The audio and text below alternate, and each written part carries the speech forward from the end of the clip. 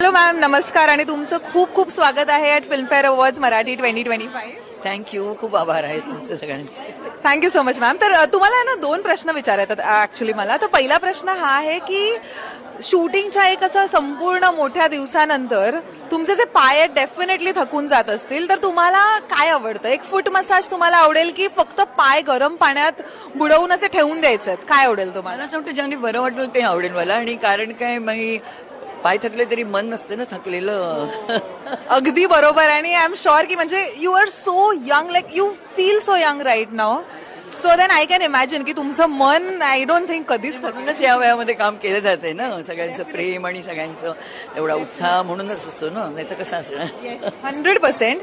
आणि next question हा आहे की डेफिनेटली शूटच्या वेळेला बरंच वॉकिंग होतं, बरंच रनिंग होतं आणि पाय डेफिनेटली थकतात थोडेफार.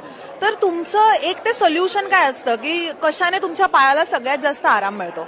मला असं वाटतं प्रेमाने कोणी आपल्या पायाला जरा असं सोडून दिलं तर बरं वाटतं. नाही वाटत? मला माझ्या आईची आठवण येते आता सध्या. आई नाही, आजी म्हणणं, कारण मी आता तुझ्या आजीच्या वयाची.